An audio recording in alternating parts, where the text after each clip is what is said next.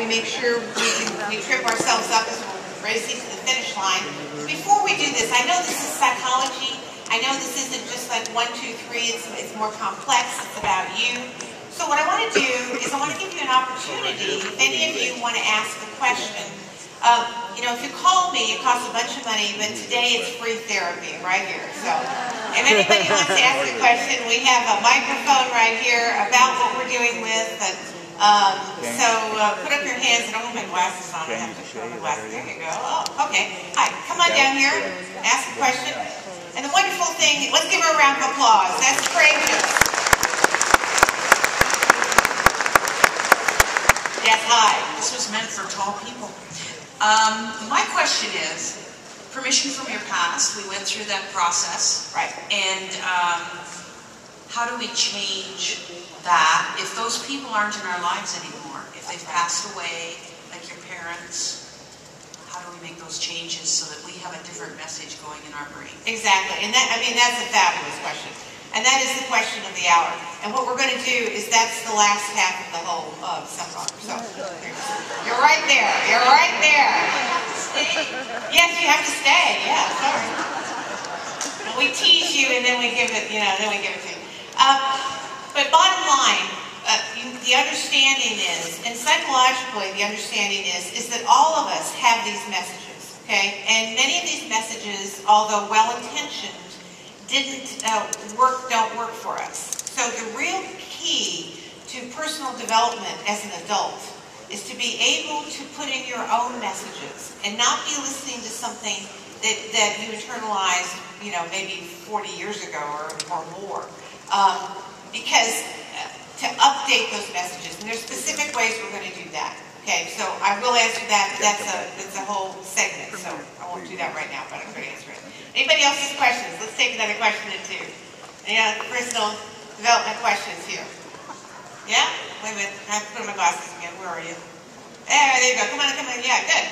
You're walking here. Let's see if anyone wants to get in line here. We'll take 3 or 4 questions and we're going to move on. Yeah, go ahead. I'm the person who makes the splash. I get the cards. And then because I can't handle paper, I lose the card and nothing ever happens. Or it's in a pile or a drawer. Okay. And I find it 3 years later and I don't know what the card's for. Okay. So the question is? How to overcome that. I've got it, I made the splash, but I don't ever follow through with the actual contact. Okay. After that cold contact. Right, right. And here's when I'm working with someone, what I would be asking you right now is what do you say to yourself before you put your hand on that phone to follow through? I have to find the card first. Find the card first. All right. So, so you have arranged to lose them. So how would you, if you wanted to have a breakthrough and you wanted to keep the card, what would you do instead?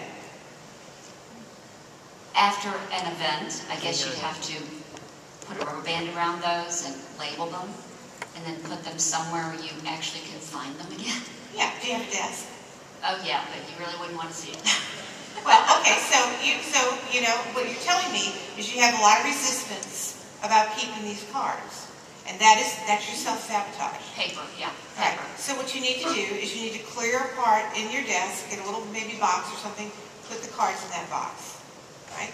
Small, straightforward, strategic. Just put them in there. You can do that. Okay.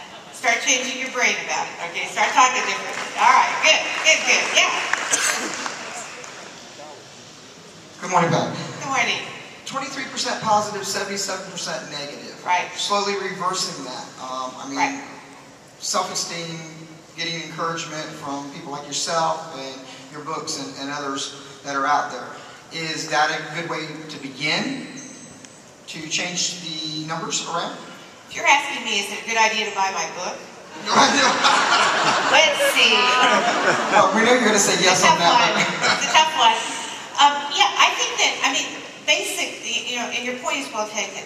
Education is the answer, okay? We all have these ideas in our head because of where we grew up, what was said to us, what we picked up. And many of those ideas are erroneous. You know, many of these things we tell ourselves just to cripple us and hold us back. And so how do you have a breakthrough? Well, you attend seminars, you listen to CDs, you read books, and you say, wait a minute, I deserve more than this. I don't have to stay here. And so you have the courage to fight your history and to say, no, that's something I learned a long time ago. It does not fit now. So yes, absolutely. Anything you do on those lines will up your deserve level. Congratulations. Yeah, give them a round of applause. Yeah. Good question. Yeah. Hi. Well, I think maybe I can dealing with the permission from the past with my father and my mother, who were, my father was very negative and my mother was very positive. Right. But right now, I've been married to a man for 40 years. I worked for about 30 of those years, retired, then found XOCAI and decided I wanted to make a business of it. Yeah. And he has absolutely no interest. He discourages me. I have a daughter who is a psychologist who discourages me, thinks that I should just enjoy my grandchildren and not do anything that makes me happy besides enjoying my grandchildren, which I do. But how do you deal with living with a person who throws roadblocks every day into what you're trying to do? Right.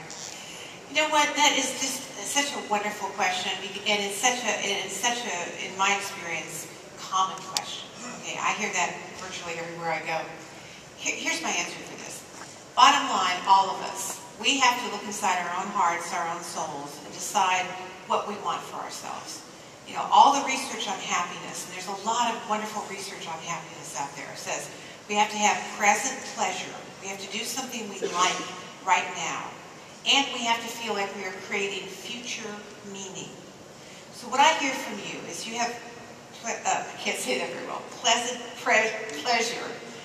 with you have pleasure with your grandchildren, and they're important to you, okay, and you take time for that. But you want to create a business. You want to have some meaning. You want to have a purpose in terms of making your XOCAI career develop. That is your right as a human being, okay?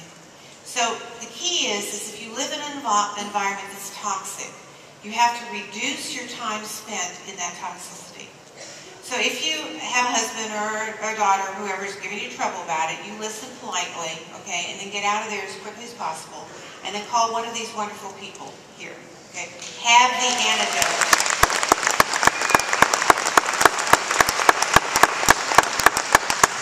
And make sure that you treat yourself to that antidote, okay? So, it's not just having it, it's using it. So, the point is that we all live in toxicity. There's always going to be somebody who's going to rain on your parade. Always. The question is do you carry an umbrella? And you say, that's your rain, it's not my rain. God bless, but I'm going to go over here. And you can do that. Being here is one of the great statements that you are doing it. So, congratulations. Yeah. It's your rain. Okay, this is it. This is all I'm going to take. I'm going to give acronym that says what people are not. A lot of what you said probably pertains to what my question is, but we all have a lot of family that says, yeah, right. Get a lot of, I'll believe it when I see it, and probably my self-confidence is higher than my self-esteem. But I can challenge those that I don't know that well when they say, if somebody tells me I can't do something, I usually show them wrong, except for with family. And so it's the believe it when I see it attitude that I have a hard time with. Any answers to that? Okay, so the question is, how do I live with them? Well, what's your response? Yeah, how do you live with them? What's your response to somebody says, yeah, right, I've seen you do it before, yeah, you failed miserably, but I believe it when I see it. So it's just like, I gotta prove Well, I'm wrong. it's a little bit, you're right, it's a little bit about the same that the lady who asked before. The truth is, and for most of us out there, with people who are non-believers of whatever it is that we're passionate about, they won't believe it until they see it. And that's okay, So your challenge then is not to be frustrated or upset or try to change them.